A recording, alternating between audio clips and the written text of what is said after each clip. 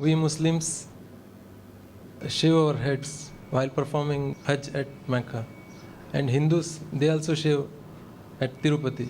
Is there any scientific reason other than religion? That was the question that we Muslims, when we go for hajj, and sometimes for Umrah also, we shave our head. The Hindus, when they go to Tirupati and they go for their pilgrimage, they even shave the head. Is there any scientific reason? That the reason we Muslims shave our head is because if you analyze that a look of a person depends a lot on the hair. Therefore, you have hairstylists, different types of hair, and then you have the punk style and this style. And even the ladies, that's the reason that Islam says that a woman should cover her head, because the beauty also lies in the hair, different hairstyles, etc. Now, when we go for hajj and we shave off our head, it's for humility. That for Allah subhanahu wa ta'ala's sake, we're humbling ourselves.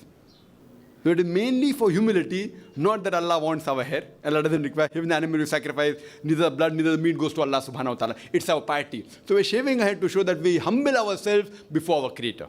So that's a sign of humility. That for Allah's sake, we're ready to humble ourselves. That's the reason.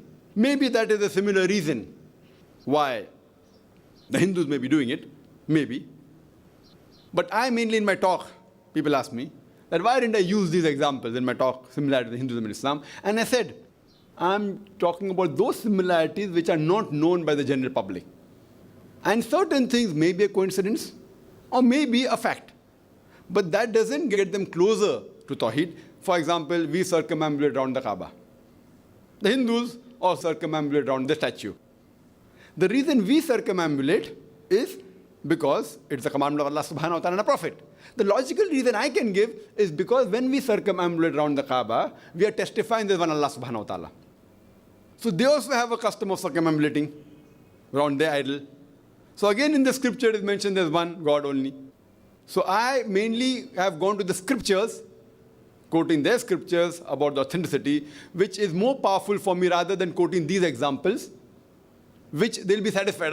Now we're circumambulating, we are doing right. But what they're doing is wrong. They circumambulate around an idol. So I purposely leave out these similarities, which may be very striking in front of a normal human being, but may mislead a person. So I give examples of those things that do not do idol worship, as mentioned in the scripture. That's much more better to get them closer towards Islam, rather than mentioning these things like circumambulation or shaving the head, etc., which is a fact. So why we do, I'm giving the reason. It may have been the same reason there, but because they've manipulated it with an idol, which is not the case in Islam, the moment I give that similarities, it may mislead a person. That is the reason in my talk, which is commonly known by many people. They may not have thought over it, but it's commonly known that when they circumambulate, they're circumambulating around an idol. It should not be same as, that Kaaba is not an idol. And I've given the reply that we don't worship the Kaaba to be an idol, because Kaaba is the Qibla, is the direction. We don't worship the idol. And as I've given my answer, various reasons I've given, including that at the time of the Prophet Muhammad, there were Sahabas who stood on the Kaaba and gave the azan. This indicates that we don't worship the Kaaba. No Hindu will stand on the idol he or she worships.